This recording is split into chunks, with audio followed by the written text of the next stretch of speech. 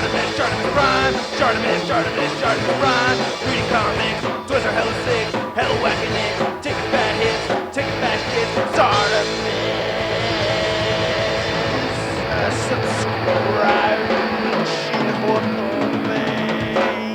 and Nick Fury again. Hey, what's up you guys, ShartimusPrime here, and today is Throwback Thursday, and I'm doing another Marvel Legends figure review on the Face-Off 2-pack Daredevil figure that comes with the Kingpin. As you can see packaged right here, this particular Daredevil comes with the white-suited Kingpin. There's a variant that comes with a black-suited Kingpin and a maskless Daredevil.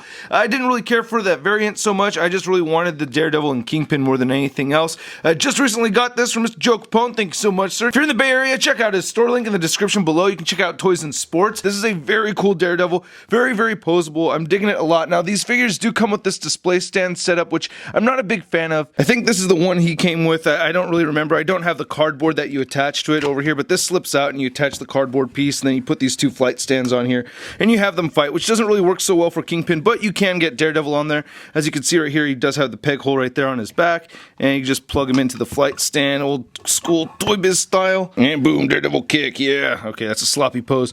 But anyway, he has one accessory. He has these nunchucks over here aside from that base, and they're sculpted nicely. It's just a white plastic over here, and it has a string going in between them. It's not too bad. They fit nicely right into this holster over here on the side. You can see them coming through this end of it though, which is a little annoying, but not a big deal for me at all. Now I'm really liking the head sculpt on this figure. I actually like the figure overall because it really reminds me of Joe Quesada's artwork. I'm not really 100% sure if this figure is based off of Joe Quesada's artwork, but it just feels that way to me just looking at the overall figure. But going back to the head sculpt right here, I really like the flesh tone. The mouth is painted pretty well. Eyes are painted red, and we get a little bit of a black paint around the eyes so that it doesn't just blend into the mask, which is great.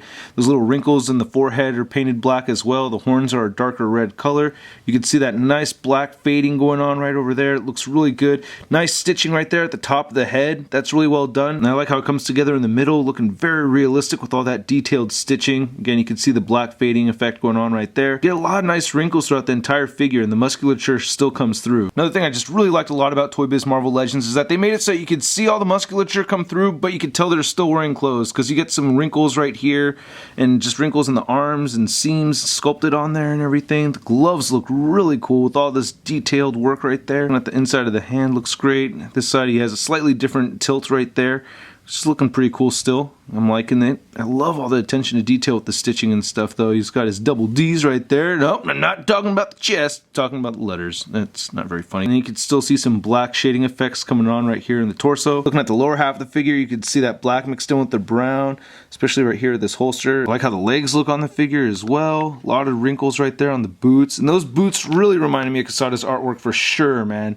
Those are definitely Kevin Smith boots. And I call them Kevin Smith boots because I think that's the book that I'm thinking of, is the one with Quesada and Kevin Smith. But I love all the textured sculpt right here on the treads of his boots. He does have peg holes down there too. A little bit of weird gappage between the foot and the ankle over here, but I forgive it because it allows for a lot of ankle pivot movement. And here's looking at the back side of the figure. Consistently painted well. Now I really like the articulation on this figure too. His head can move up a reasonable amount, and it can look down and move side to side. You do get these armpit joints that allow the figure to move his arms upward a little extra amount, so that's pretty cool. Reminds me of the Sinister Six Spider-Man figure.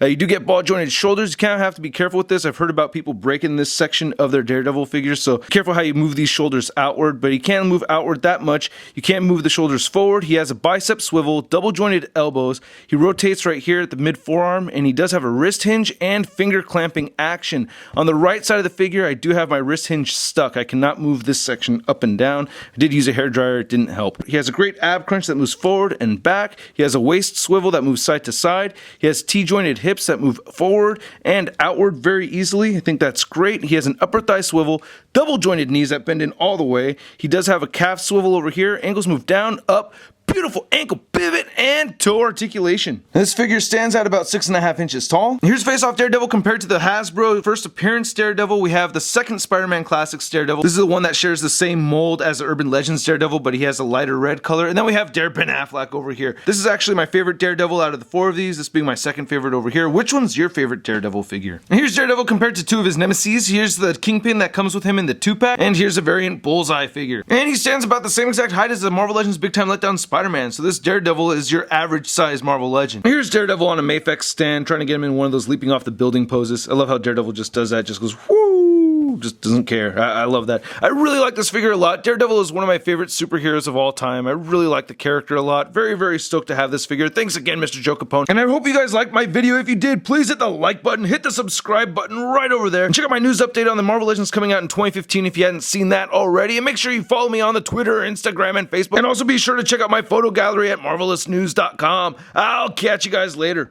Peace.